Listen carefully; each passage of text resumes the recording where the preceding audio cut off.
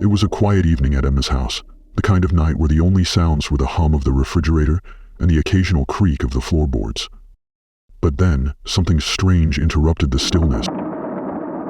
A soft, haunting melody filled the air, something that sounded like a forgotten music box, and the sound kept getting louder and more prominent, playing a tune she had never heard before. Emma got really confused. It was coming from the attic. She hadn't heard any noise up there before. Was it possible that something had moved? Or was it just her mind playing tricks? Compelled by curiosity and a sense of unease, Emma climbed the stairs, the creaky wood beneath her feet groaning with each step. The closer she got to the attic door, the louder the music grew, but as soon as her hand touched the doorknob, the melody stopped.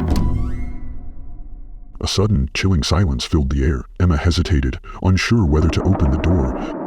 But before she could decide, a voice whispered close to her ear. "Hey, I am behind you." Emma's heart raced, and she spun around, her breath caught in her throat. In the dim light of the hallway, a shadowy figure loomed behind her, barely visible in the darkness. It was standing too still, almost as if it had been waiting there for her. The figure didn't move, and the silence stretched on for what felt like an eternity. Before Emma turned back to the attic door, her hands still shaking as she reached for it. But when she looked back again, the shadow was gone. Emma couldn't bring herself to go up to the attic for a long time. The strange music and the whisper haunted her for years. Until she gathered some courage to visit the attic and found the old music box and photo of the girl who died in that attic. The sound ended as soon as she handed over the music box to her family.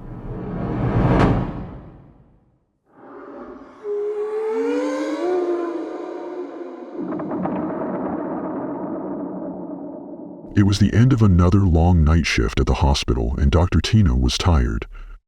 The fluorescent lights buzzed overhead, and the halls were eerily quiet. Most of the patients had been checked in for the night, and the building had an almost haunted feel as she made her way to her office to finish up some paperwork. She was exhausted but needed to find one last file. Searching through the cabinets, she couldn't find it. Her frustration grew as she shuffled through papers, glancing at the clock. The night was slipping away, and she just wanted to go home. Suddenly, a voice whispered in her ear, too close for comfort. "Hey, I am behind you." Dr. Tina froze. The voice was unmistakable. Low, raspy, and almost familiar. She turned slowly, her heart pounding in her chest. To her horror, there, standing in the doorway of her office, was a figure, a shadowy form she recognized. It was John, a patient who had passed away earlier that evening. Hey, we've paused for a moment, but if you're enjoying the story, hit that like button. Don't forget to subscribe to Ghosty Voids and ring the bell for more spooky tales. Now, let's get back to the horror. His face was pale, his eyes lifeless, staring blankly at her. The room seemed to close in around her as Tina backed away. She tried to call for help, but no sound came from her throat. The shadow remained, flickering in and out of view, before it disappeared entirely, leaving her in a cold sweat. Tina left the office quickly, never looking back. But the image of that lifeless figure haunted her every time she walked down that hospital corridor.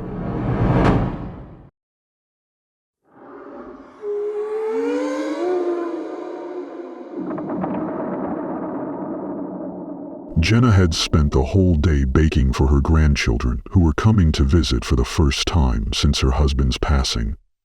It had been almost a year, and she wanted everything to be perfect.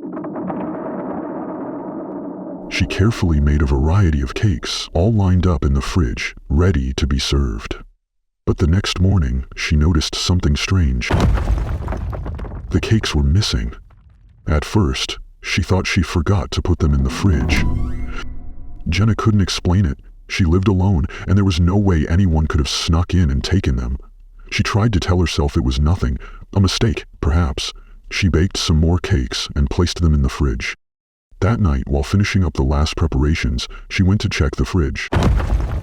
found that all the cakes were gone again. Frustrated and upset, she muttered to herself, "Who in the world is eating these cakes?" Suddenly, she felt a cold touch on the back of her neck, sending a shiver down her spine.